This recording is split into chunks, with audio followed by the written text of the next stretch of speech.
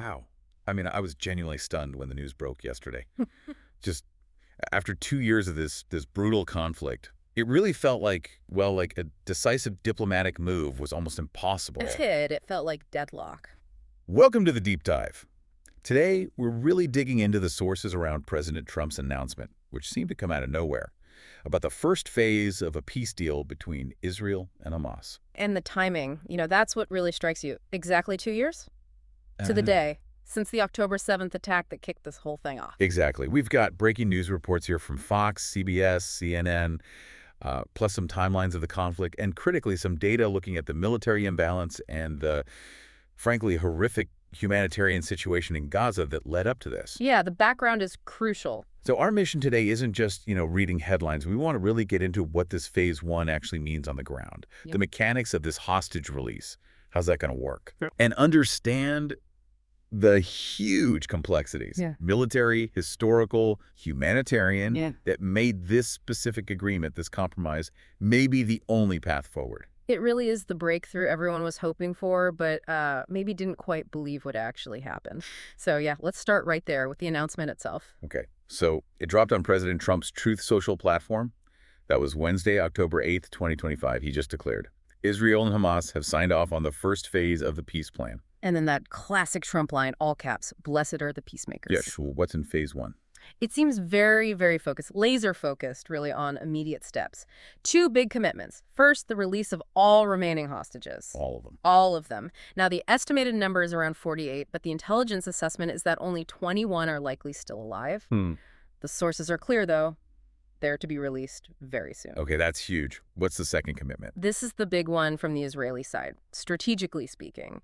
The IDF, the Israeli Defense Forces, they have to pull their troops back Back where? to an agreed-upon line inside the Gaza Strip. We don't know precisely where that line is yet, but it's a withdrawal. And that's, essential for Hamas to be able to claim some kind of victory politically. And maybe reassert some control.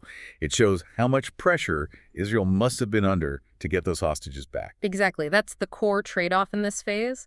And the reactions, well, they came fast. Netanyahu, speaking to his government, he called it a great day for Israel. Right. A diplomatic success, a national and moral victory. He also confirmed the Israeli government would meet on Thursday, so today as we record this, to formally approve it. And on the other side, Hamas confirmed the agreement too. Their statement specifically mentioned an end to the war on Gaza, the occupation's withdrawal, the entry of aid, and crucially, a prisoner exchange. And they made a point of thanking the mediators, Qatar, Egypt, Turkey, and President Trump. Interesting, they listed the regional players first. It is, but, beyond the politics, you have the hostage families. Their statement, it was powerful, expressing deep gratitude, of course, but also this mix of excitement, anticipation, and concern. You can only imagine. 2 years of this. Yeah, and they stressed, their fight isn't over until the very last hostage is home, alive or deceased. So the timeline, how does this actually unfold? When might we see these hostages released? Okay, so a White House official laid out a very tight schedule. It seems designed to prevent leaks, prevent sabotage. First step. Israeli cabinet approval. That's supposed to happen Thursday? Today. Assuming that goes through, the IDF withdrawal to that agreed line. That has to happen fast, under 24 hours. Wow. Once that's verified, only then does the 72-hour clock start, and that's the window for Hamas to release the living hostages. So we could potentially see releases Saturday, Yeah. Sunday. Potentially, maybe extending into Monday morning. That's the White House assessment anyway. It's a very, very tight window. It's incredibly tense. And we shouldn't just gloss over the diplomacy that got us here. Yeah. That room in Sharm el-Sheikh must have been intense. Absolutely. You had the key mediators, Qatar, Egypt, Turkey, plus the U.S. envoy, Steve Witkoff and Jared Kushner. Kushner and Witkoff. Their presence seems significant, especially for reassuring Netanyahu, perhaps. That's what the sources suggest, yeah, providing that sort of back-channel assurance to Israel. But apparently there was some pushback, too, from Qatar and Egypt, maybe, about the U.S. role, balancing Israeli demands with what Hamas needed, guarantees about the withdrawal, safe passage, that kind of thing. Okay, so if we step back from the deal itself and look at the conflict, 2 long years, why did it drag on for so long? Part of the answer has to be the nature of the fight itself, right? This asymmetric conflict. Oh, completely. The contrast is just stark. You look at the IDF, a major conventional military, 170,000 active personnel, 360,000 reserves, a budget over $23 billion. And the tech. F-35s, Apache helicopters, Merkava tanks, Mm. and Iron Dome, which, had that incredible success rate against rockets. Something like 96%, yeah. But then you look at Hamas. Maybe 40,000 fighters, max. They have to rely on guerrilla tactics. They're fighting this incredibly dense, devastated urban landscape. Using tunnels, fortifications. Exactly. And their key weapons are things designed to counter that conventional strength, anti-tank missiles like the Cornet or the Iranian Fajr, and those longer-range rockets like the Fat-110 that could reach deep into Israel, stuff often supplied by Iran and its allies. So Israel had the firepower, but Hamas had the terrain, in a way. Pretty much. Military analysts pointed this out again and again. Once IDF troops went into Gaza's cities, that technological edge, it was significantly reduced. Snipers, tunnels, IEDs, mined roads. It becomes a brutal, close-quarters fight. And the tragic reality, which the sources highlight, is that Hamas operates from within civilian areas, enmeshed within Gaza's civilian infrastructure, is the phrase used. Which meant, from the start, military planners knew high civilian casualties were almost inevitable. Once the ground war started. That's the terrible price of this kind of urban warfare. And we really can't talk about this deal, or the war, without understanding what Gaza was like before October 7th, 2023. The impacts of the blockade, which had been in place since 2007. It's staggering. It really is. People forget, or maybe don't realize, how dire things were already. You look at UNICEF data from 2022, the year before the war. Unemployment. 46.6% overall. And youth unemployment. Over 62%. Just astronomical. You're talking about a society already on its knees economically. And basic infrastructure was crumbling. Yeah. Over 60% of people needed food aid. Nearly 80% of the piped water wasn't safe to drink. And they had power cuts averaging 11 hours a day. That was the starting point. The war just amplified a pre-existing crisis massively. So given that backdrop, the military stalemate, the humanitarian disaster, how did we finally get here? Let's just quickly trace that path over the last 2 years. It starts, of course, with October 7th, 2023.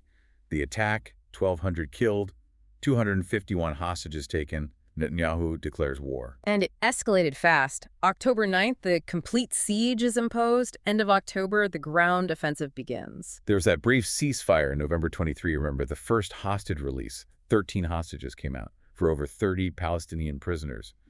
It felt like maybe a glimmer of hope, yeah. But it didn't last. And the conflict kept spreading. You had the Houthi attacks in the Red Sea starting that November, complicating everything regionally. And 2024 was brutal.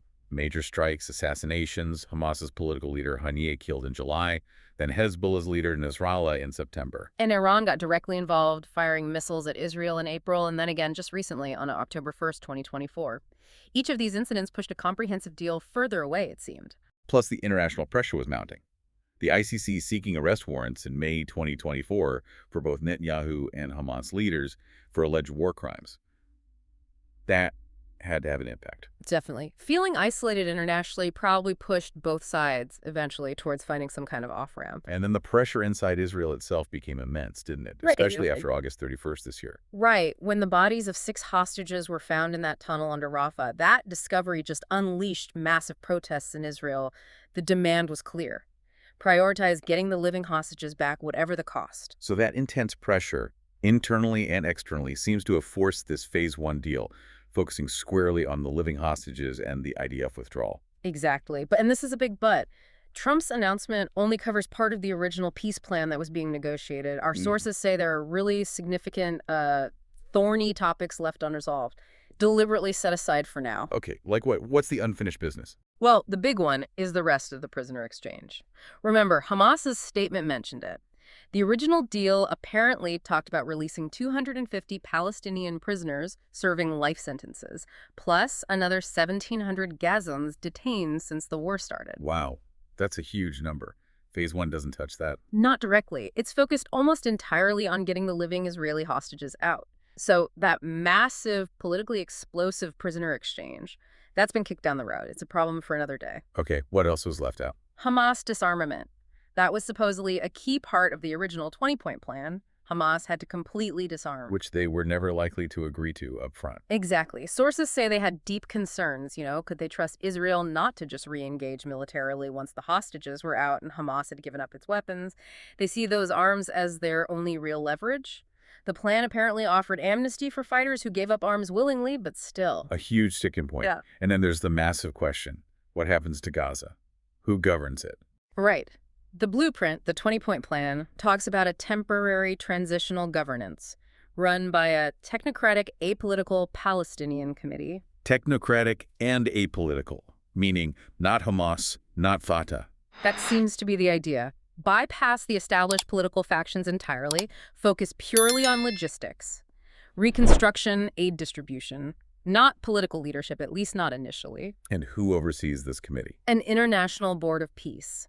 The names floated are potentially President Trump himself and former British PM Tony Blair. Interesting pairing. It is, and the plan is very clear. Israel cannot annex Gaza.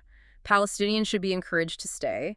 The focus is meant to be entirely on rebuilding the economy. Okay, so look, bringing this all together, this is undeniably a huge moment. The end of a 2-year war, the hostages hopefully coming home very soon. That's an enormous humanitarian step. It truly is. For thousands of people directly affected, this is monumental. But, as we've laid out, just about every source we looked at suggests the really hard part. It's just beginning. That CNN analysis saying Gaza needs a new beginning, sure. But reconstruction will take years and years. Yeah, and it connects right back to that pre-war data we talked about. It's not just about rebuilding houses and roads. It's about rebuilding a shattered society, an economy that was already broken, basic services that didn't exist. It really leaves you, the listener, with a final thought to chew on. President Trump says the goal is a strong, durable, and everlasting peace. But if the plan relies on a temporary transitional governance run by technocrats, overseen by international figures, how long can temporary last? Right. Given the scale of the damage, the deep political divides, how long before you need actual, permanent, politically legitimate structures? Structures backed by the international community, yes, but ultimately run by Palestinians. It feels like the military conflict might be pausing or ending, but the civil engineering, the political rebuilding, that monumental task is only just starting.